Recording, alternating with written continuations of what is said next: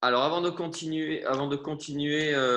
hop, voilà. Avant de continuer avec ce titre, Dieu ne laisse rien au hasard, l'agenda divin. euh, Est-ce que vous pouvez me faire un petit résumé de tout ce qu'on a déjà vu? Est-ce que vous pouvez me faire déjà un petit résumé de tout ce qu'on a déjà vu, ce qui vous a marqué, ce que vous avez appris, voilà. Allez-y. Autant les Zooms que ceux qui sont devant moi ce matin. Qu'est-ce que vous vous souvenez de ce premier chapitre en fin de compte? On va attaquer le deuxième aujourd'hui. Il y a des juges, il y a des familles. Ok, période des juges. Oui. La période où chacun faisait ce qu'il voulait. Ouais, chacun faisait ce qui lui semblait bon pendant cette période-là. Où le Balak a pris sa famille, il est sorti pour essayer quelque chose dans notre place, à moi. Oui. Il a cherché une solution humaine. Hein. Oui. Il a ramené sa famille là-bas. Ses enfants sont mariés là-bas aussi. Oui. Et après tout ça, il y avait des pauvres à nouveau à Bethléem. Oui. Du coup, après perdre son mari, ses enfants, Naomi décide de retourner à Bethléem.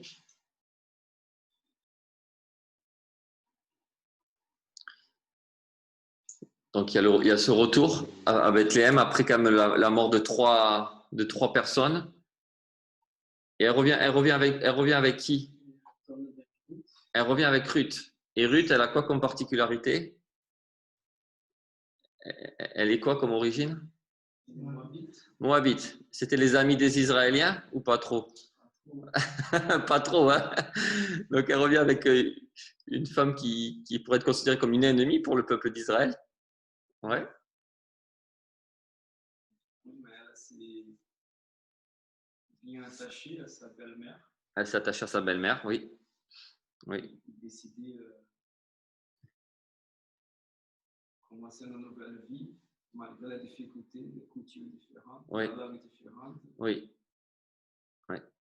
Malgré tous ces obstacles, elle a fait le choix de suivre l'Éternel. Hein. Même si elle suit Naomi, on voit qu'à un moment donné, elle a décidé de dire moi, c'est l'Éternel que je veux suivre. Hein, Donc, ça, c'était. Ouais. Qu'est-ce qu'on apprend encore sur le caractère de Dieu, sur même le caractère de Naomi? Qu'est-ce qu'on a appris encore dans ce chapitre 1? Je trouve que c'est quand même une façon pour Naomi de se repentir aussi.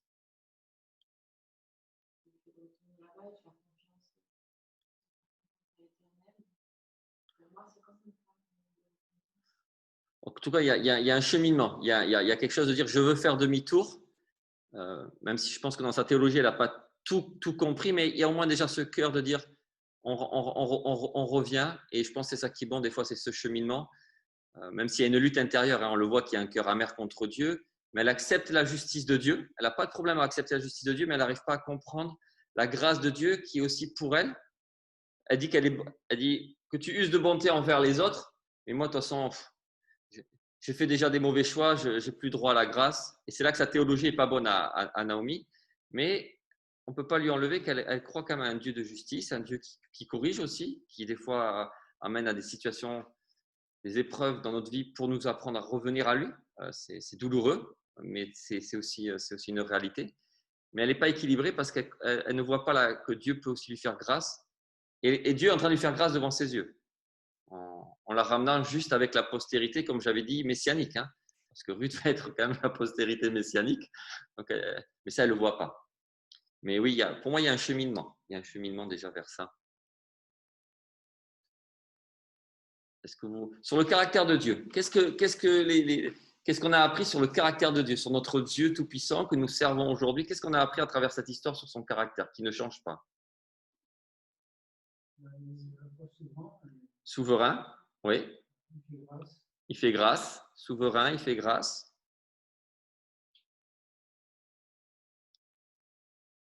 un mot-clé qu'on essaie de répéter à chaque étude par rapport au trait de caractère de Dieu. Providence. Voilà, ça c'est un mot qu'il faut retenir dans le livre de Ruth. Quand on cherche la providence de Dieu, comment Dieu prend soin dans les moindres détails, même si l'être humain ne le voit pas, parce que je pense qu'il ne le voit pas forcément. Mais Dieu, tout le long du livre, prend soin dans des détails qui nous dépassent à nous-mêmes des fois. Mais Dieu prend soin de cette famille. Et je pense que malgré les épreuves qu'on peut vivre, malgré les difficultés de nos vies, de nos familles même, Dieu est là. Et on va voir encore qu'au lieu de se plaindre ou de s'apitoyer, il vaut mieux s'attacher à lui et dépendre de lui et dire Seigneur, tu es un Dieu qui prend soin encore de nous. Si je suis encore là aujourd'hui, si je regarde un peu mon histoire et ma vie, c'est parce que tu as pris soin de moi. Malgré les moments difficiles de nos vies, quelles qu'elles soient, on a un Dieu qui prend soin de nous. Et ça, c'est à ça qu'il faut s'attacher en fin de compte. Parce que l'ennemi va nous faire attacher à d'autres vérités qui sont fausses, alors que la providence de Dieu, c'est une doctrine qu'il ne faut pas lâcher, parce qu'elle est vraiment importante pour tenir bon. Si on perd de vue la providence de Dieu et la souveraineté de Dieu, c'est là qu'on va voir, on voit plus très clair. Et on n'aura pas forcément de bons jugements. Ça avance le truc. Excusez-moi. Voilà. Bon, on va continuer notre histoire. Je m'étais arrêté la semaine dernière au verset 22 que j'avais lu, mais qu'on ne l'avait pas développé, parce que je pense que le verset 22 du chapitre 1 est la transition entre la fin du chapitre 1 et le début du chapitre 2. Ce livre peut vraiment être fait par pièce de théâtre. Les jeunes aînés la semaine dernière m'ont dit « Ah ouais, ça donne envie de faire une pièce de théâtre ». Je leur ai dit là-dedans, il y a vraiment c'est vraiment une pièce de théâtre avec des actes différents, des cadres, des pièces différentes. Et là, on va rentrer au chapitre 2 encore dans un nouvel acte, un nouveau cadre avec des nouveaux personnages qui vont changer des 2 ou 3 actes qu'on a pu voir déjà dans le chapitre 1. Donc voilà, si quelqu'un veut monter un jour une pièce de théâtre sur Ruth, chapitre 1, 2 et puis 3 et 4 même, je pense que ça peut être super. Faire une pièce de théâtre intergénérationnelle, ça peut être vraiment sympa dans ce livre-là. Voilà, un challenge qui est lancé. Donc, on va lire le verset 22. Quelqu'un veut lire le verset 22 ? Ou peut-être je vais le lire, vu que c'est peut-être plus pratique. Ainsi, revers du pays de Moab, Naomi, sa belle-fille Ruth, la Moabite, elles arrivèrent à Bethléem au commencement de la moisson des orges. Donc, j'ai appelé ça un verset résumé. Vous êtes d'accord ? Ça peut faire un verset résumé un peu des grandes lignes. On a les personnages qui ont été clés un peu de notre chapitre 1. On a des lieux. On va voir, on a des lieux qui vont être qui sont différents. Et puis, on a une période qui nous montre un peu ce qui se passe. Comment est appelée Ruth ici ? Il aurait pu dire juste Ruth, l'auteur, mais il mentionne quoi ? La Moabite. C'est voulu par l'auteur. Ce n'est pas le hasard. Et je pense pour mettre aussi l'accent sur la providence de Dieu. Pourquoi ? Tout à l'heure, vous l'avez dit, la Moabite, comment elle va être accueillie en Israël normalement ? Mal. Et je pense qu'elle avait peu de raisons de s'attendre à être bien accueillie, Ruth. Mais elle va faire confiance à Dieu en venant et en disant, voilà, quoi qu'il se passe, je sais que c'est là-bas ma place. Donc, elle va quand même y aller. Parce que Ruth, pas seulement qu'elle est moabite, mais aussi elle est la belle-fille de la femme amère.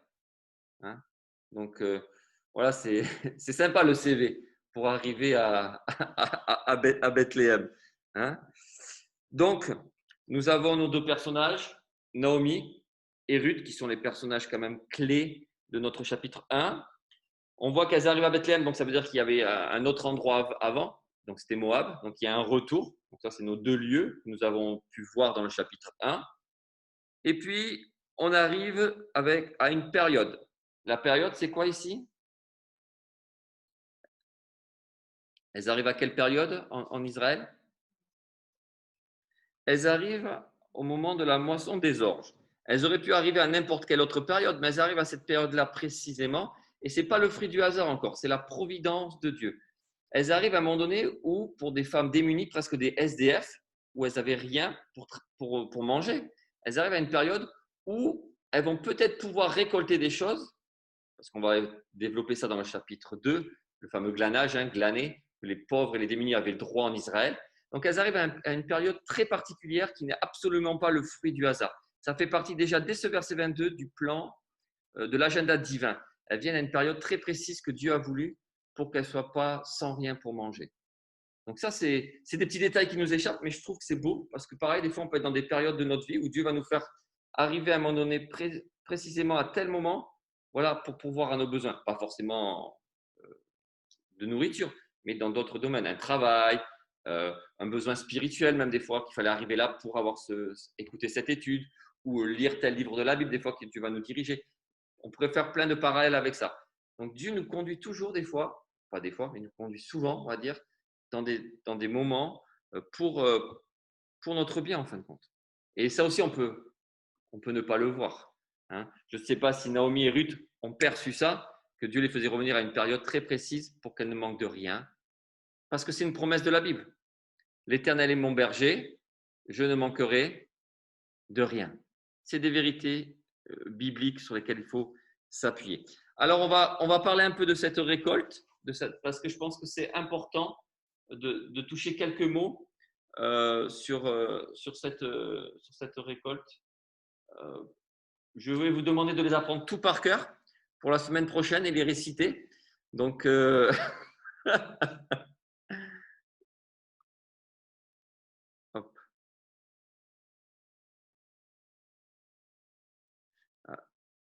Si des fois vous avez des questions sur Zoom, vous pouvez… Oh mince, je suis allé trop vite. Et vous pouvez prendre la parole avec le micro parce que je n'ai pas accès aux questions du chat en fin de compte. OK? Donc, n'hésitez pas hein, si des fois vous avez une question ou quelque chose à dire. Il n'y a pas de souci. Donc, cette récolte comportait plusieurs étapes. On va essayer de les voir assez rapidement. Ces étapes, elles sont importantes parce qu'elles vont nous aider à mieux comprendre certains enseignements de notre Seigneur Jésus-Christ en fin de compte. Parce que Jésus va utiliser souvent la notion de la récolte et ce sont des termes que nous, des fois, en tant qu'occidentaux en 2020, ça nous passe au-dessus de la tête, franchement. Mais ce sont des enseignements qui sont importants. C'est une culture qui est importante à comprendre pour mieux comprendre les Écritures. Je pense que tout ce qui est culturel, tout ce qui est sociologique au niveau de l'époque de Jésus et au niveau de cette époque-là aussi, du Moyen-Orient et du Proche-Orient, sont importants pour mieux comprendre l'Écriture. C'est un effort à faire des fois, mais c'est des efforts qui sont nécessaires. Alors, on y va un peu. Je blaguais avec les trucs à apprendre par cœur, mais on va essayer au moins de retenir des choses. Donc, comment ça se passait? Donc, les tiges droites portaient les épis mûrs et ils étaient coupés à l'aide de faucilles. Et normalement, c'est les hommes qui faisaient ce travail. Ce n'était pas les femmes qui s'occupaient de ça. Ensuite, les tiges coupées étaient liées en gerbes. Okay? Les épis oubliés étaient ramassés et on appelle ça le glanage. Et c'est ça qui va nous intéresser dans notre histoire. Que ce qui était laissé, c'était pour les plus démunis. Et c'est Dieu qui avait instauré cela en Lévitique 19, 9, 10, 23, 22 et Deutéronome 24, 19, 21.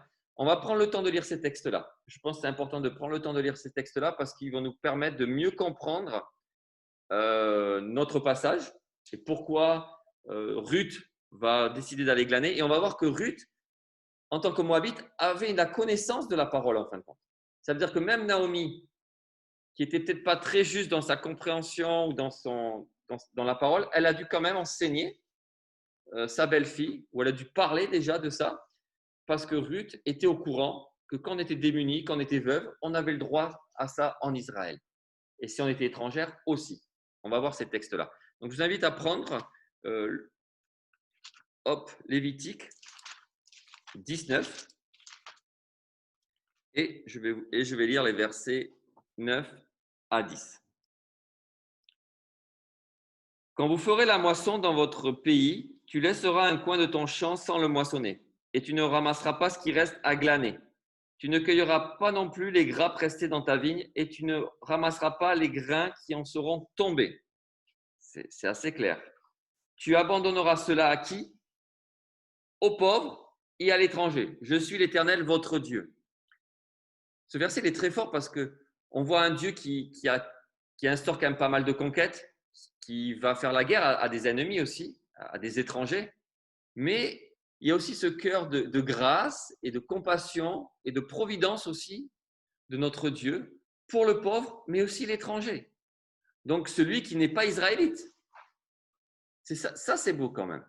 Hein, on voit quand même la grâce de Dieu déjà dans ces passages de Lévitique. Souvent on dit Lévitique, oh, c'est dur, tout ça. Mais non, on voit aussi la grâce de Dieu là. Parce que ça, c'est vraiment un acte de grâce. Hein, c'est quelque chose de juste.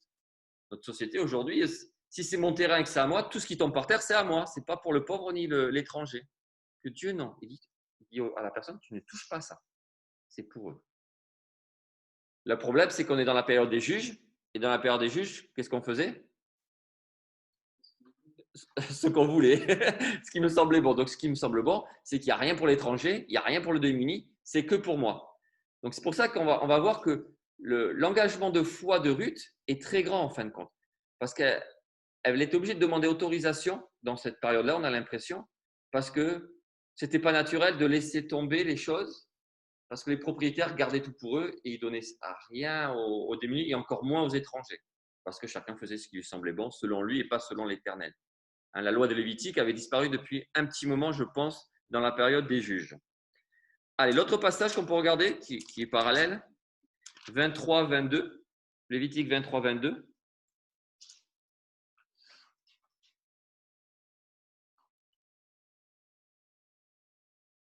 Quand vous ferez la moisson dans votre pays, tu laisseras un coin de ton champ sans le moissonner et tu ne ramasseras pas ce qui reste à glaner. Tu abandonneras cela aux pauvres et à l'étranger. Pourquoi? Parce que je suis l'Éternel, votre Dieu. La raison, elle est là. C'est parce que je suis l'Éternel, votre Dieu. C'est pour ça que vous allez le faire. Et puis Deutéronome,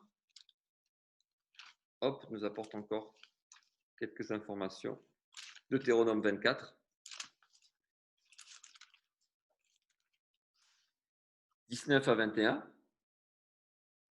Donc, toujours le même contexte. Hein. Quand tu moissonneras ton champ et que tu auras oublié une gerbe, donc on avait vu que ça, c'était l'étape 2 et 3 de la moisson. Hop, dans le champ, tu ne retourneras point la prendre. Pourquoi? Elle sera pour l'étranger premièrement, pour l'orphelin et pour la veuve, afin que l'Éternel, ton Dieu, qu'est-ce qu'il fasse? Te bénisse dans ton travail de tes mains. Donc, on voit beaucoup de choses ici. Il met en premier ici, cette fois-ci, l'étranger. Il ne parle plus du pauvre. L'orphelin et la veuve. Précision de 3 catégories de personnes très précises. Ruth, étrangère. Ruth, veuve. Donc, elle rentre dans le cadre. Très précis. Et si on faisait ça, la personne qui laissait faire ça était bénie. Le propriétaire qui laissait faire ça recevait une bénédiction de Dieu. Sinon, il n'y a pas de bénédiction de Dieu. Donc, c'est très clair les textes. Hein. Pour le juif, contemporain de la période des juges, devait pratiquer cela. Ok? Donc voilà, j'ai fait exprès de prendre un peu le temps parce que cet arrière-plan de Lévitique et de Deutéronome va nous permettre de mieux comprendre ensuite notre passage de Ruth. Ensuite, qu'est-ce qui se passait? Les gerbes étaient transportées sur l'aire de battage, donc sur le dos d'un âne ou une charrette, et ensuite, ils séparaient les grains des tiges ou des épis. On appelle cela le battage. Ensuite, l'étape 6, on l'a vu il n'y a pas longtemps. Vous vous souvenez dans quel passage on a vu l'étape 6? Il lançait les grains en l'air à l'aide de pelles ou de fourches. Le vent emportait la paille ou la balle, c'est ce qui entoure le grain, et laissait le grain plus lourd au pied des vanneurs. On appelle ça le vannage. C'était l'endroit où il y avait le plus de vent. C'était stratégique dans le. Est-ce que vous vous souvenez à quel passage on a vu ça il n'y a pas longtemps? Dans Luc. On a vu que c'est Jésus qui utilise cet enseignement-là. Il dit, il fait une image, il dit on prend le blé, on le jetait en l'air. Ce qui est très léger autour du blé, avec le vent, ça s'envolait et c'était brûlé. Mais ce qui était consistant tombait directement au sol. On allait le conserver, on allait encore un peu l'épurer et ensuite on allait le mettre dans le grenier. Et c'était une image de Jésus pour montrer que ceux qui sont vraiment nés de nouveau, qui ont reçu l'Esprit, ils sont là, ils vont être conservés par Christ, ils vont être mis dans le grenier, donc dans l'éternité avec le Seigneur. Et ceux qui n'ont pas reçu l'Esprit de Dieu, ceux qui n'ont pas cru au Seigneur Jésus, ils vont être envolés comme la balle ou comme la paille et ils vont être brûlés et c'est la perdition éternelle. Donc tout cet enseignement agricole de Jésus était compris par ses contemporains pour leur faire véhiculer des vérités spirituelles. C'est pour ça que c'est important pour nous aussi de comprendre un peu ça, même si je suis conscient que Ça nous passe au-dessus de la tête des fois, hein, tout ce vocabulaire. Mais il est important pour comprendre certaines vérités bibliques, même dans le Nouveau Testament. OK? Donc, on continue. Il passait ensuite les grains au tamis. Donc, il le mettait sur un gros truc en bois là pour essayer de. C'est les animaux souvent qui faisaient ça. Dans le but, encore d'enlever, même s'il restait, des fois, il restait des petits déchets. Et c'est là qu'on voit que Dieu, il veut vraiment tout épurer. Il veut vraiment mettre dans ses greniers que ce qui est bon, que ce qui est pur. Et c'est lui qui le fait. Hein? C'est lui qui fait ce travail-là. Vous voyez, les petits cailloux qui restaient, même ça, il fallait les enlever. Et ensuite, on prenait les grains dans les sacs pour les transporter et les stocker dans un grenier. Et c'est vraiment cette idée d'être mis à part. La sanctification, c'est ça. C'est quand Dieu vient nous chercher, il nous met à part. Il enlève tous les petits défauts là qui sont là. Et ça, mon pote. Et on connaît bien cette idée de sanctification, hein, de nous mettre à part. Mais aussi, Dieu, il a dit quelque chose de très, très intéressant dans l'Écriture. J'ai commencé quelque chose en toi, Charlotte, Jonas, Michel, Florent, et je m'engage à l'amener à la perfection. Des fois, on se dit, mais c'est pas vraiment, c'est pas possible. Et Dieu dit, si, je connais ton caractère, je connais tes qualités, je connais tes défauts, mais c'est moi qui vais t'épurer. Voilà, laisse-moi faire. Ça va pas être toujours agréable, mais laisse-moi faire. C'est pour ton bien. Et ça, cette image de la récolte, c'est on voit qui on est au départ, cette graine qui est semée en nous, et comment Dieu fait tout ce travail pour nous emmener à la fin dans son grenier. Là vraiment, on pourrait faire, il y a une leçon spirituelle hein, dans ces 8 étapes. On peut voir comment Dieu agit en fin de compte. Et c'est pour ça que je vous dis que Jésus va utiliser souvent ces étapes de la récolte pour parler au peuple de choses spirituelles, parce qu'ils comprennent en fin de compte. Donc, vous êtes prêts? Semaine prochaine, interrogation? Non, je suis conscient que vous n'allez pas tout retenir, mais je pense que c'est important quand même de le noter pour mieux comprendre, ou en tout cas, ça peut rester un peu dans votre coin de votre tête. OK? Allez, voilà, je vous montre un peu on ne le voit peut-être pas très bien ici, mais peut-être à l'ordinateur, vous le voyez peut-être un peu mieux pour ceux qui sont sur Zoom. Voilà un peu comment était l'endroit où, vous voyez la fourche, la fameuse fourche où on jetait. Voilà, je trouvais ça sur une Bible d'archéologie. Allez, Dieu ne laisse rien au hasard, l'agenda divin. Maintenant, on est dans un nouveau cadre. Donc, on va lire versets 1 à 7 et ensuite, on fera verset après verset, tout doucement, dans notre passage. OK? Est-ce que ça va ou est-ce qu'il y aurait des questions J'ai pris un peu de temps pour cette introduction avant d'attaquer le chapitre 2. Non? Sur Zoom non plus? C'est bon, on avance? Allez, on continue alors. Naomi avait un parent de son mari, c'était un homme puissant et riche de la famille d'Elimelech et qui se nommait Boaz. Ruth la Moabite dit à Naomi, « Laisse-moi, je te prie, aller glaner des épis dans le champ de celui aux yeux duquel je trouverai grâce. » Elle lui répondit, « Va, ma fille. » Elle alla glaner dans un champ derrière les moissonneurs. Et il se trouva par bonheur que la parcelle de terre appartenait à Boaz, qui était de la famille d'Elimelech. Et voici Boaz vint de Bethléem. Il dit aux moissonneurs, « Que l'Éternel soit avec vous. » Ils lui répondirent, « Que l'Éternel te bénisse. » Et Boaz dit à son serviteur chargé de surveiller les moissonneurs, « À qui est cette jeune femme ?» Le serviteur chargé de surveiller les moissonneurs répondit, « C'est une jeune femme moabite qui est revenue avec Naomi du pays de Moab. » Elle a dit, « Permettez-moi de glaner et de ramasser des épis entre les gerbes, derrière les moissonneurs. » Et depuis ce matin qu'elle est venue, elle a été debout jusqu'à présent et ne s'est reposée qu'un moment dans la maison. Donc, un nouveau cadre. Hein, j'ai intitulé cette partie-là « Un nouveau cadre ». On voit le lieu de vie de Naomi où elle va échanger avec Ruth. On voit un nouveau cadre aussi avec un nouveau lieu, ça va être les champs. On va voir qu'ils vont être dans les champs. On voit des nouveaux personnages, Naomi, Ruth, on les a déjà vus, mais maintenant Boaz, les moissonneurs et le responsable du champ. Voilà un peu le nouveau cadre dans lequel on est maintenant. D'accord? Dans ce nouveau cadre, on va se poser la première question qu'on voit ici. Naomi avait un parent de son mari, c'était un homme puissant et riche de la famille d'Elimelech qui se nommait Boaz. Donc, qui était Boaz? Ça, on peut se poser cette première question. Qui était Boaz. Alors, il est mentionné 19 fois dans le livre. Il est de la tribu de Juda. Il deviendra l'arrière-grand-père de David. Boaz est de la famille de Naomi. Il est riche et puissant. J'ai oublié de marquer quelque chose qui est important aussi. Boaz, qu'est-ce qu'il était aussi par rapport à sa situation sociale ou familiale, on va dire, à votre avis? On est sur la supposition, mais je pense qu'elle peut être juste. On peut avoir veuf. Il pouvait être veuf ou Célibataire. ou célibataire, même si veuf, on peut le considérer comme célibataire, mais ça veut dire qu'il n'est pas jamais connu de femme. Hein, on peut le voir dans les. En tout cas, c'est quelqu'un qui soit est veuf et qui ne s'est pas remarié, soit c'est quelqu'un qui n'a jamais eu de femme et qui est célibataire. Voilà, ça c'est quelque chose aussi à garder en tête. Il est aussi appelé, je ne l'ai pas noté, mais je l'ai remis dans mes notes, un parent rédempteur. Il va être appelé plus tard un parent rédempteur. Et ça, c'est un terme qui est assez fort et qui va être intéressant aussi parce que vous savez qu'il va y avoir le thème du rachat qui est très important. Et justement, l'auteur nous laisse un petit détail ici qui est très important. Dans la liste que je vous voyais, c'est lequel, à votre avis, le détail qui est le plus important pour le lecteur? Qu'est-ce qui donne une espérance pour la suite? Lequel de ces 5 petits détails que j'ai mis qui est le plus important à votre avis pour donner une espérance à la suite de l'histoire? Ok, riche et puissant. Il est de la tribu de Juda. Ok, tribu de Juda. Oui.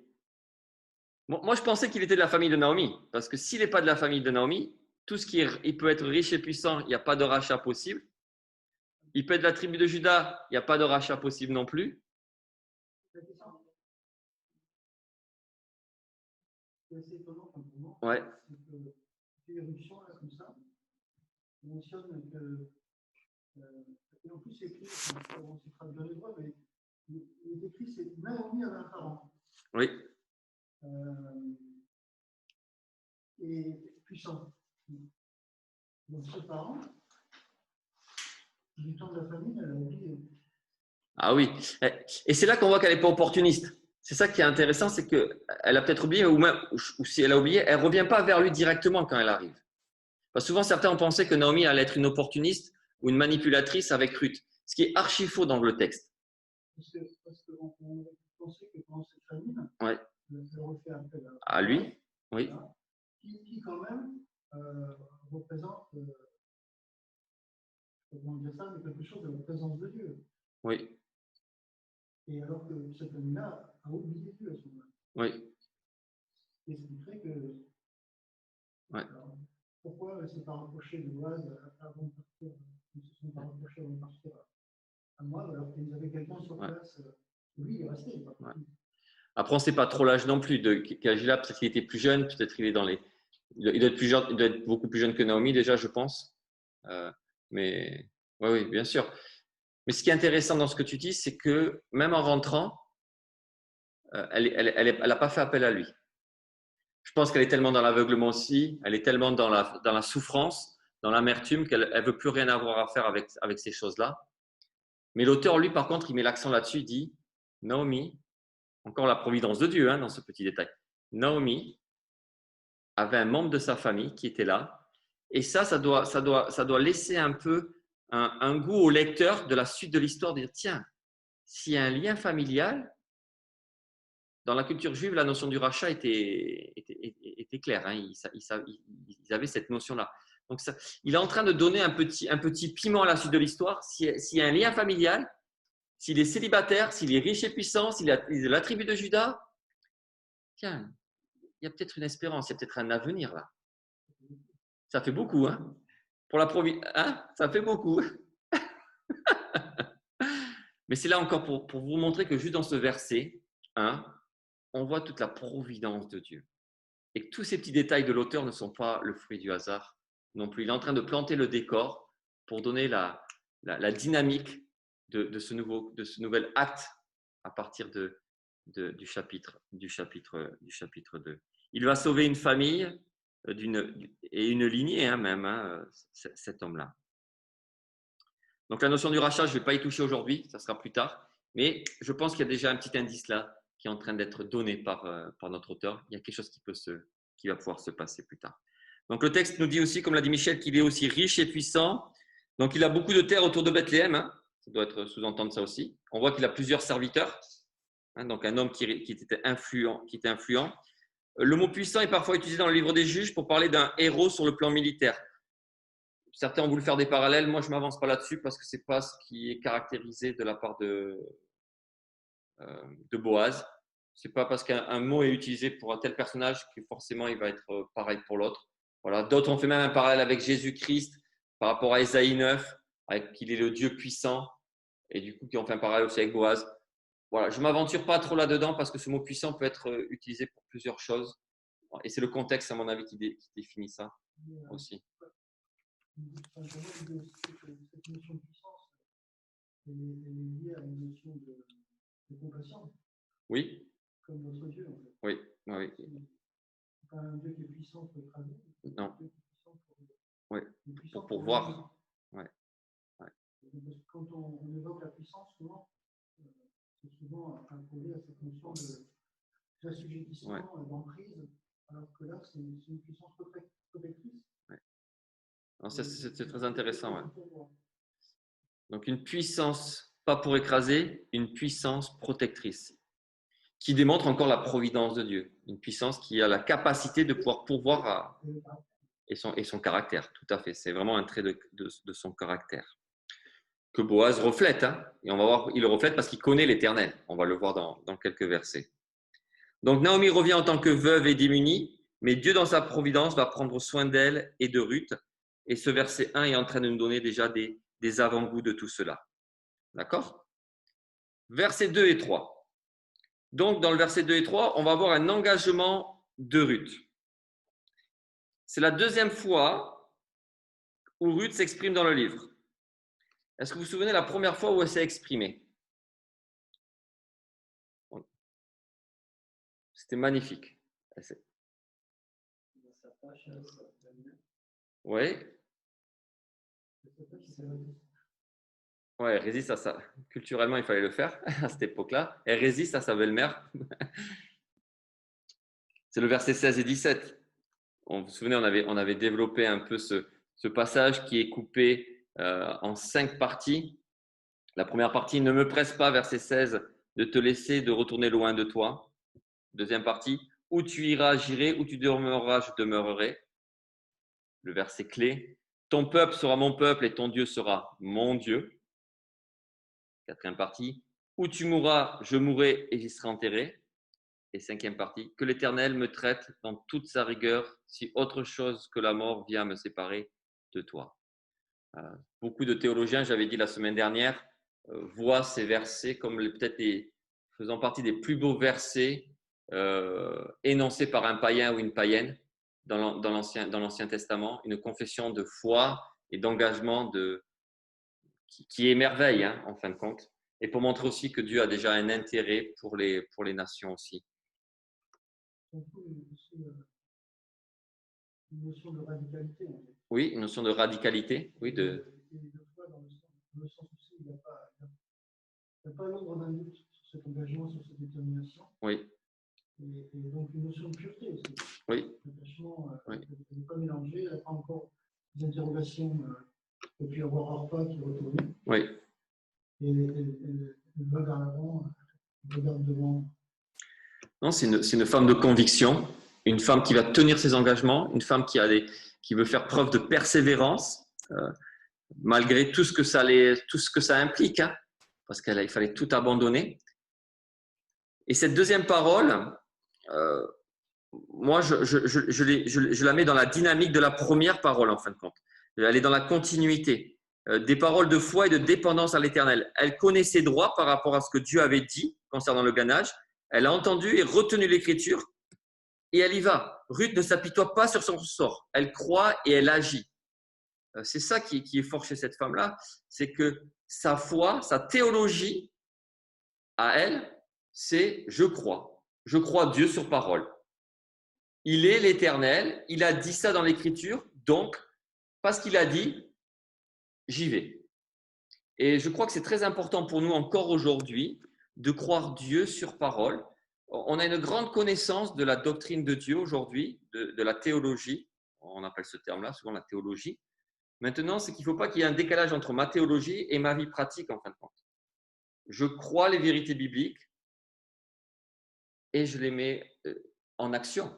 Si je prêche, que j'enseigne que Dieu est souverain, à la providence de Dieu, mais que je suis toujours en train de m'apitoyer sur mon sort ou de râler ou d'être mécontent, il y a un certain décalage. Et je pense qu'il faut réduire ce décalage au maximum. Et tout cela dépend de mon attachement à Dieu. Et c'est là qu'on voit que Ruth a été vraiment attachée à l'Éternel. Parce que là, il y a une formule de politesse. Ruth la Moabite dit à Naomi, laisse-moi, je te prie, aller glaner des épis dans les champs de celui aux yeux duquel je trouverai grâce. Donc, formule de politesse, mais derrière, une conviction profonde. Pour elle, elle va trouver grâce auprès d'un propriétaire. Ce n'est pas forcément de Boaz ici. Hein. Elle ne dit pas vers Boaz. Elle dit, je vais aller glaner. Je sais, je suis une étrangère. Je sais que la probabilité qu'on me dise oui, elle est quasiment nulle. Mais ce n'est pas grave. J'y vais parce que j'ai confiance en Dieu. Il m'a fait sortir de Moab. Il m'a fait te suivre. Je suis là et je crois que Dieu ne m'a pas fait venir ici pour rien. Donc, je lui fais confiance. Je vais aller toquer aux portes de ses propriétaires et il va me faire trouver grâce. C'est un vocabulaire qui est quand même assez étonnant. Ah oui, Avec une culture figurative. tout à fait. La notion de grâce, Ouais. Non, il y a des avant pour pas dire c'est pas nous. non, c'est juste. C'est pour ça qu'on quand même il doit y avoir on ne sait pas, hein, mais du temps Naomi a dû quand même témoigner de l'Éternel même en moi pour que cette foi naissante Ouais. pour qu'elle s'appuie sur quelque chose. Oui. La foi dans son temps. Je pense qu'il y a quand même eu un témoignage, mais que Naomi s'est laissé petit à petit, ça pesait trop sur elle et elle a oublié la grâce de Dieu, alors que elle, c'est ce qu'elle a retenu. Ce que tu dis, c'est intéressant, parce que je disais ça mardi soir, c'est qu'on a cette capacité à pouvoir instruire, par exemple, nos enfants dans l'écriture, ou même à l'école du dimanche pour les enseignants, ou même nous en tant que pasteurs ou prédicateurs, de transmettre des vérités qui sont solides et vraies. Et pourtant, notre vie à nous n'est pas forcément conforme à ce qu'on est en train de dire, pourtant on y croit, mais dans sa souveraineté, dans sa grâce, Dieu utilise quand même nos paroles qui sont justes et qui sortent de l'écriture pour faire du bien et instruire les personnes qui sont devant nous. Et ça s'appelle la providence de Dieu. Ça ne s'appelle pas nous, on est fort et non, c'est parce que combien de fois on va enseigner l'écriture à des gens ou qu'on va dire à des gens des vérités bibliques et où nous on est vraiment à l'ouest par rapport à ça, mais pourtant Dieu va utiliser ces paroles pour corriger, instruire et même convaincre un cœur de conversion à travers ces paroles-là. C'est là qu'on voit que le salut ne nous appartient absolument pas. C'est là qu'on voit que la croissance est dans la vie de quelqu'un ne nous appartient absolument pas non plus. On peut y participer en parlant, mais celui qui va faire ce travail-là, c'est sa providence à lui, c'est lui, uniquement lui. Et ça nous remet à notre place en restant humble, parce que c'est Dieu qui fait ce travail-là. Bien sûr qu'il nous utilise, mais ça reste son œuvre à lui. Je voulais juste faire une petite parenthèse sur le fait que Ruth ne s'apitoie pas sur son sort, mais elle croit et elle agit. Et je me permets de faire un petit parallèle avec notre Seigneur Jésus-Christ, qui ne s'est jamais apitoyé sur son sort. Il a fait confiance au Père et il a agi. Hein? Alors certains me diront, oui, mais c'est Jésus-Christ. Oui, c'est vrai, mais il est notre exemple, il est notre modèle. Et un autre homme, qui est peut-être plus de notre nature, si on veut, c'est l'apôtre Paul. Combien de fois on voit l'apôtre Paul s'apitoyer sur son sort dans ses écrits? Je pense qu'il va falloir qu'on tourne et qu'on tourne les pages. Hein. Qui pleure sur les églises, qui parle de sa souffrance, qui parle des fois de son incompréhension. C'est une réalité. Mais qui s'apitoie sur son sort? Non. L'apôtre Paul dépendait de l'Éternel, de notre Seigneur Jésus-Christ. il croyait Dieu sur parole et il agissait. Il n'y a pas une opposition entre la foi et on laisse tout. Non, la foi agissante. Une foi qui vit tout cela. Pourquoi? Parce que Paul avait une théologie pas seulement intellectuelle, mais une théologie qui était pratique. Je crois et je dis que Dieu est souverain. Je crois et je proclame la providence de Dieu. Alors je vis cette théologie. C'est ce que Paul faisait et c'est ce que Dieu nous encourage à faire. Et je crois que c'est ce qu'a fait Ruth. Ruth, confiance en l'Éternel. Allez, on y va. On y va. On agit. J'avais... C'est elle qui est force de proposition, hein,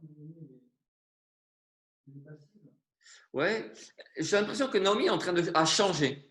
Elle résiste à aucun moment ici. Le texte ne parle pas de résister comme au verset 18. Vous voyez au verset 18, Naomi, la voyant décider d'aller avec elle, cessa d'insister. On voyait qu'elle était dans l'opposition au verset 18.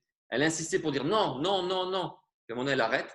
Et là, on a l'impression que son cœur commence à être un peu plus attendri. On a l'impression que le témoignage de Ruth est en train d'impacter sa vie. Et c'est ça qui est beau. Notre témoignage de fidélité à l'Éternel et d'action peut être un impact pour les gens qui nous entourent. Nos enfants, nos collègues de travail, les gens dans l'église locale, nos voisins. Je crois que notre témoignage en la providence de Dieu et notre engagement pour Dieu interpelle les autres. Quand vous dites laisse-moi aller glaner dans le champ de celui auquel je vais, Ouais. Naomi aurait pu dire tout de suite, ah bah oui, je connaissais ça. Ouais. Non. Non. Et elle n'y va pas que pour elle en plus, Ruth. Elle y va pour les deux. On ne sait pas trop où elles sont logées en fin de compte. On ne sait pas si elles sont dans un coin de rue, on ne sait pas si elles sont dans une étable, on ne sait pas s'il restait des maisons quand elle est partie. On ne sait pas trop où elles sont. En tout cas, on sait qu'elles sont mal en point et qu'elles ont besoin de manger. Sinon, il n'y aurait pas eu cette notion de dire on va glaner. Donc, si elles partent pour glaner, c'est qu'elles sont bien dans ce statut de démunies et de pauvres. Verset 3, elle alla glaner dans un champ derrière les moissonneurs et elle se trouva par bonheur que la parcelle de la terre appartenait à Boaz, qui était de la famille d'Elimelech. Donc, on voit que Ruth ne sait pas quel endroit elle va aller glaner. Elle ne se dit pas, tiens, stratégiquement, je sais que Naomi a un parent riche et puissant qui s'appelle Boaz.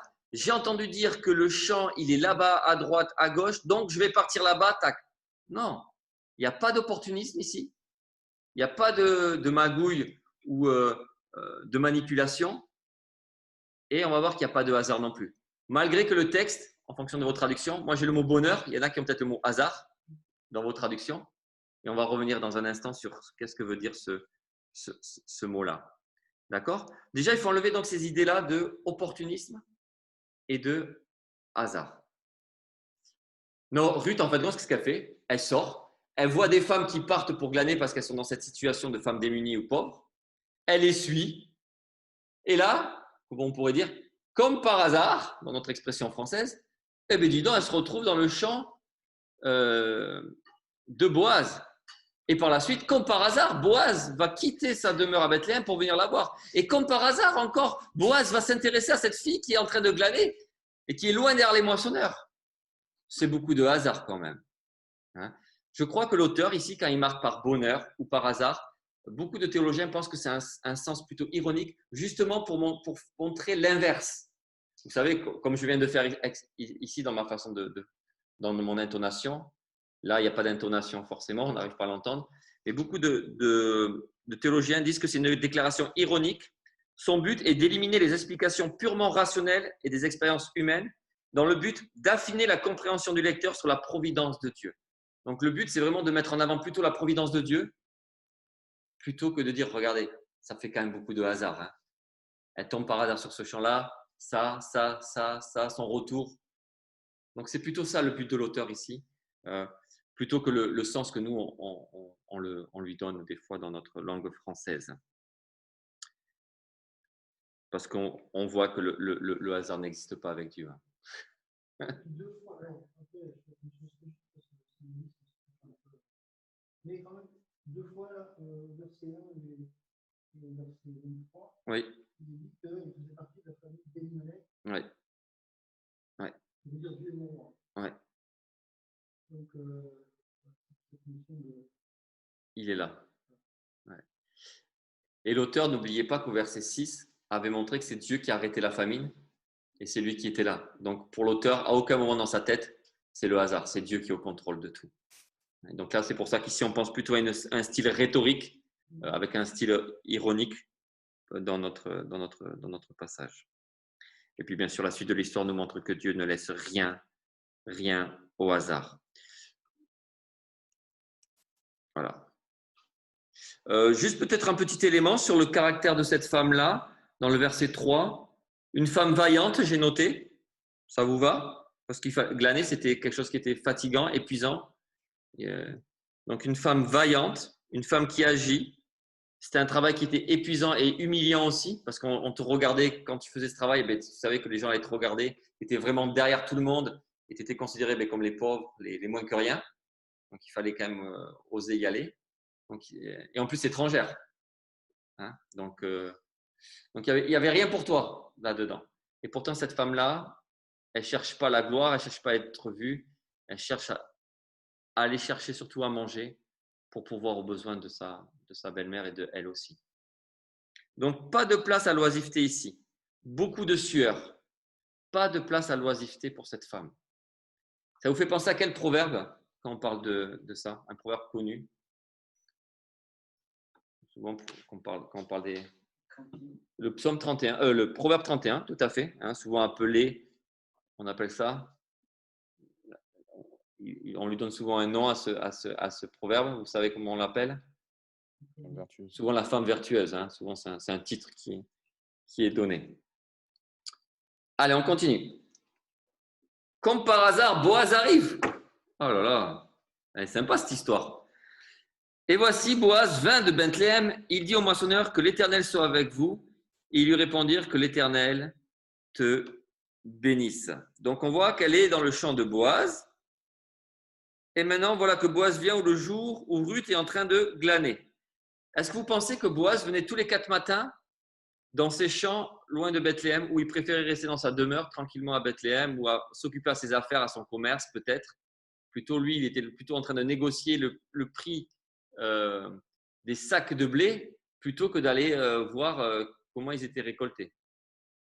À votre avis, vous pensez qu'il venait tous les 4 matins? Pas du tout. Je pense qu'il faisait peut-être plus des échanges entre Bethléem et Jérusalem pour emmener ça sur les marchés ou autres, en tant que propriétaire. Il était plus dans la partie peut-être commerciale que sur le côté d'aller voir sur le terrain. Mais ce jour-là, il descend dans ses champs et il est reconnu comment? On peut voir un trait de caractère ici de Boaz. Je l'ai mis dans les notes, mais vous pouvez aussi le voir. Comment on voit Boaz ici? Comment il est caractérisé par l'auteur, Boaz ici?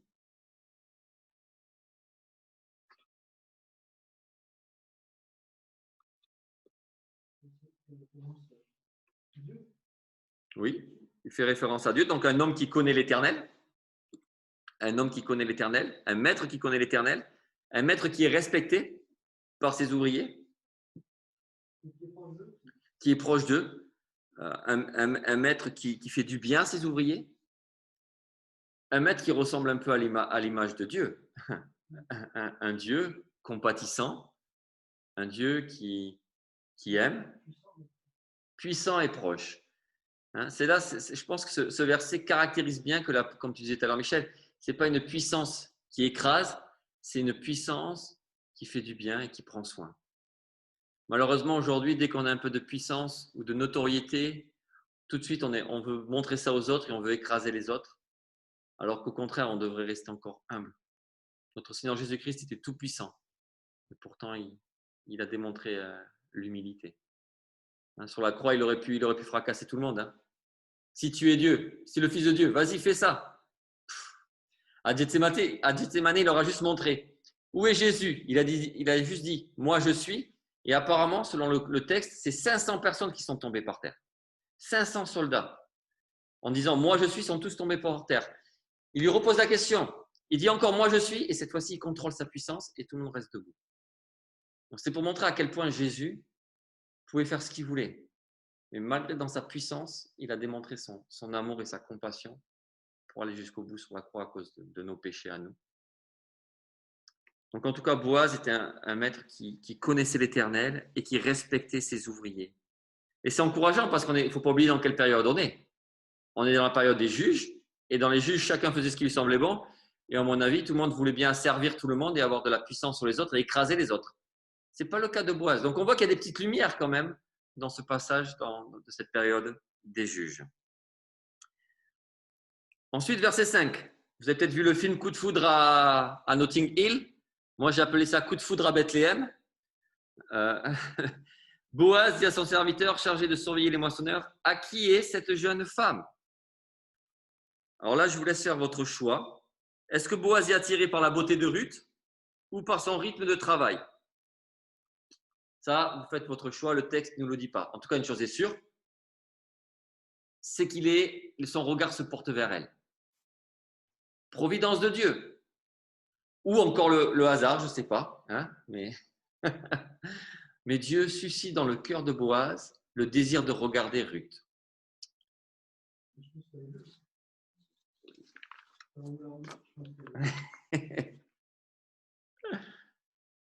Quand vous étiez le propriétaire et que vous veniez voir vos terres, qu'est-ce qui vous intéressait à regarder? Ceux qui travaillent. Mais si on se revient du passage de Lévitique, est-ce que vous pensez que le propriétaire devait s'intéresser à ceux qui glanaient ou ce n'était pas du tout dans son intérêt? Qu'est-ce qu'il devait faire le propriétaire avec ce qui tombait et il devait le laisser à qui? Aux pauvres. Donc, tout ce qui était pour le glanage, normalement, le propriétaire, ça le concernait plus, cette partie-là. C'est comme s'il y avait une sorte de… Tout ce qui tombe, ça ne m'intéresse plus, c'est pour les autres. Donc, lui, ce qui devait l'intéresser au propriétaire, c'est de voir ses moissonneurs, de voir son chef des moissonneurs, de voir sa récolte à lui. Le glanage n'allait pas revenir à lui. Donc, lui, ça ne devait pas l'intéresser. Et c'est là qu'on voit que Boaz regarde au-delà de ce qui lui rapporte à lui. Il regarde aussi ceux qui sont à plusieurs mètres derrière, ceux qui sont en train de glaner. C'est quand même intéressant ce regard de Boaz, parce que son regard ne devait pas se porter vers le glanage. Ça ne le concernait pas. Mais dans la providence de Dieu, il va susciter son cœur et ses yeux pour regarder un peu plus loin. Ça, c'est beau. Et la question qu'il pose n'est pas anodine.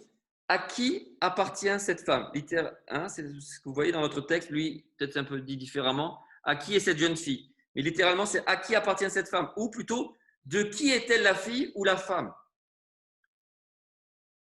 Beaucoup de commentateurs hébraïques pensent que cette question, elle n'est pas à sa place. Qu'est-ce qu'a fait là cette femme-là? Alors, pourquoi? Ils ne savent pas trop, mais dans la formulation hébraïque, la question, c'est qu'est-ce qu'a fait là cette femme-là? Cette femme-là, elle appartient à qui? Elle n'a pas un statut, à ses yeux, hein, dans cette question, elle n'a pas un statut à être là pour glaner. C'est pour ça qu'il pose la question. Et peut-être que cette femme-là l'a interpellé parce que pour Boaz, cette femme-là, il se posait la question de dire, mais pourquoi elle glane?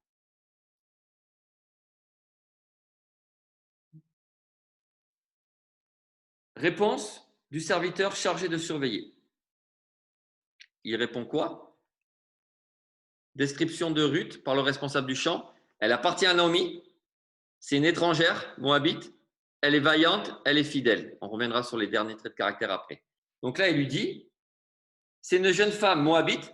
Vous voyez, l'auteur, il aime bien insister. Hein. Il ne dit pas c'est une jeune femme tout simplement qui s'est mis à intéresser à l'Éternel, qui s'est convertie ou autre. Non, c'est une jeune femme qui vient de Moab. Donc, en gros, il est en train de dire, c'est une étrangère. Hein. Tout comme au verset 22, c'est une étrangère qui est revenue avec Naomi. Tu sais, celle qui a préféré partir là-bas. Et il insiste bien. Tu sais, à Moab, là, celle qui a abandonné un peu son peuple il y a une quinzaine d'années et qui revient et qui est amère et qui n'a plus rien. Donc, quand même, l'accent est mis sur Moab hein, dans ce verset-là pour dire, voilà, comment cet homme a ces informations. Comment il sait tout ça, cet homme? Il y a deux possibilités.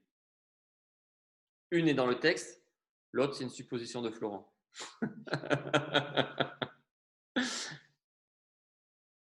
Qu'est-ce que devait faire Ruth pour pouvoir glaner dans cette période-là?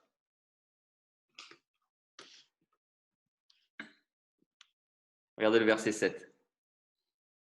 Elle a dit, permettez-moi de glaner et de ramasser des épis. Donc, on voit que Ruth a dû venir voir le responsable pour lui demander, est-ce que je peux glaner derrière votre champ? Donc, alors que dans le Lévitique, il n'y avait pas un protocole de ça. C'est que vous laissiez, vous suivez. Mais à cette époque des juges, il fallait quand même demander, et apparemment, c'était tout le temps refusé aux étrangers. Mais la providence de Dieu, la confiance et la foi de Ruth qui a dit, je sais qu'il y a un propriétaire qui va me faire grâce. Et du coup, elle pose la question à cet homme-là. Elle est obligée de dire qui elle est, parce qu'il faut qu'elle justifie aussi qu'elle est étrangère et qu'elle est veuve. Donc, elle va dire, je reviens de Moab, donc je suis une étrangère. J'ai perdu mon mari, donc je suis veuve. Et je suis revenue avec Naomi, qui est aussi veuve, et je viens aussi faire ça pour elle. Donc, elle a le CV pour le faire. Maintenant, est-ce que le responsable va dire oui? Et c'est là qu'on voit la belle providence de Dieu. Il a dit oui. Malgré ça, il aurait pu dire non, mais il a dit oui, parce qu'il est peut-être aussi à l'image de la compassion de son maître. Il a peut-être vu son maître, Boaz, qui reflète cette compassion, cet amour pour l'Éternel. Du coup, ce responsable de champ reflète l'image de son maître et il va avoir compassion de cette femme-là et il l'a jamais vu travailler. La deuxième, et ça c'est la supposition de Florence, c'est, vous vous souvenez, quand Naomi et Ruth reviennent de Bethléem, le texte dit que ça murmurait, ça bougeait dans tous les sens à Bethléem. Bethléem, c'était 200-300 personnes, pas plus. Donc, peut-être qu'il avait aussi la connaissance de Ruth à travers le retour. Ça, c'est ma supposition. Le texte, lui, est plus clair. On voit qu'elle est venue lui parler et à mon avis, elle a dû exposer sa situation pour avoir l'autorisation de glaner. OK?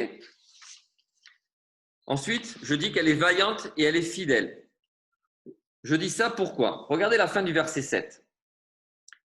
Depuis ce matin qu'elle est venue, elle a été debout jusqu'à présent et ne s'est reposée qu'un moment dans la maison. Donc là, mes amis, pour nous Français, quand on lit ce verset, de suite on dit c'est une femme hyper vaillante, elle se levait tôt le matin, elle rentrait tard, elle était épuisée. C'est le verset, en tout cas la ligne la plus difficile du livre à traduire et à interpréter pour les gens en hébreu. Et beaucoup disent, pas grand monde ne comprend réellement le sens de ce verset. Donc ils l'ont traduit pour nous en français pour qu'on ait essayé de comprendre un peu. Donc, ils ne savent pas trop. Il y a plusieurs hypothèses. J'en ai retenu deux qui me paraissent les plus cohérentes. Je vous les donne. La première, c'est celle que vous comprenez quand vous lisez. C'est celle que je viens de dire. Donc, une femme debout qui ne s'arrête pas pour se reposer et qui travaille. Donc, qui démontre que c'est une femme vaillante. La deuxième, et qui est souvent la plus choisie par les théologiens, c'est qu'elle a le sens qu'elle n'a pas fait demi-tour. Vous voyez, quand il dit « Depuis ce matin, elle est venue, elle a été debout », c'est une expression qui veut dire qu'elle n'a pas fait demi-tour à d'autres endroits en hébreu. Et du coup, c'est l'idée d'une femme fidèle. Pourquoi? Parce que Ruth, elle a suivi ses femmes pour le glanage. Et là, elle est dans le champ de Boaz. Et là, elle ramasse. Et puis d'un seul coup, tu avances, mais des fois, il n'y a plus rien qui tombe des moissonneurs. Et là, tu te dis, bon, il n'y a plus rien. Qu'est-ce que je fais? Hop, je pars, je vais dans un autre champ, voir s'il n'y a pas mieux là-bas. Ou il n'y a plus rien, allez, je rentre à la maison. Je prends juste que j'étais une opportuniste, j'ai pris ça, je rentre à la maison, c'est fini. Et là, le texte nous dit plutôt, elle n'a pas fait demi-tour. Ça veut dire qu'elle a persévéré, peut-être à marcher plusieurs kilomètres derrière les moissonneurs, en attendant qu'il y ait de nouveau de quoi ramasser et glaner en fin de compte. Et ça, il a vu le responsable. Il a dit ça, c'est une femme qui est vaillante et qui est fidèle. Elle n'est pas revenue à Naomi, elle n'a pas changé de champ, elle est restée dans ce champ-là, malgré la chaleur, malgré la difficulté. Et je pense que ce sont peut-être ces deux traits de caractère qu'on peut faire ressortir, qu'elle est vaillante et qu'elle est fidèle. Et tout cela, bien sûr, une capacité d'attendre. Parce que souvent, quand on a une capacité de prendre, Oui, c'est facile. c'est facile. Ouais, facile à, quand il y a... Quand ça s'arrête, Ah oui, quand ça s'arrête, est-ce que je persévère ou est-ce que j'arrête? Et je pense que ça, c'est un enseignement pour nous aussi dans notre vie chrétienne. Alors, je vous laisse avec ça en conclusion. J'essaie de trouver un verset du Nouveau Testament qui pourrait nous encourager dans cette persévérance, à fuir l'oisiveté, mais à persévérer. Et en même temps, de montrer encore la providence de Dieu, que rien n'échappe à Dieu et qu'il le contrôle de tout. Alors, le premier verset que j'ai choisi, « Ayez du zèle et non de la paresse ». Je pense qu'on peut attribuer ça à Ruth. Hein. Ça, je pense qu'elle avait vraiment ce trait de caractère. Et là, c'est dans Romains 12, 11 qui nous enseigne cela. « Soyez fervents d'esprit et servez le Seigneur ». Voilà, un verset qu'on aurait pu mettre dans le chapitre de Ruth, mais qui va aussi pour nous en tant que chrétiens aujourd'hui, que nous puissions mettre ça en pratique. Et puis le deuxième que j'ai choisi, c'est dans Jérémie 32. « Voici, je suis l'Éternel, le Dieu de toute chair. Y a-t-il rien qui soit étonnant de ma part ?» Et en fin de compte, cette histoire pourrait nous étonner, mais pas pour Dieu. Elle arrive de Moab, au fin fond de Moab. Elle accepte de suivre une pauvre Israélite qui a tout perdu. Elle va croire en l'Éternel. Elle va se retrouver dans une ville où elle n'est pas forcément la bienvenue. Elle va faire confiance en l'Éternel pour se retrouver dans un champ qui appartient, comme par hasard, à un parent qui restait encore de cette femme israélite. Cet homme-là va avoir les yeux qui se portent sur elle. Ça donne envie de savoir la suite de l'histoire quand même. Et mais pour ça, il faut revenir la semaine prochaine. Mais on voit encore un Dieu rempli de grâce et de providence. Et il agit comme ça avec nous encore aujourd'hui. C'est ça qui est beau. Ça sera justement par des histoires incroyables qu'on est appelé à croire. Des histoires incroyables qu'on est appelé à croire. C'est un beau mot, c'est une bonne phrase de conclusion, ça. Bon, on va s'arrêter là et on va remercier le Seigneur pour ce temps-là. Seigneur, on te dit merci pour ce temps de grâce et de communion fraternelle, d'enseignement de ta parole encore qui font du bien à notre âme. Fortifie-nous et encourage-nous encore à aller de l'avant. Merci encore pour tout. Amen. Hop. Salut les amis. Allez, on va pas.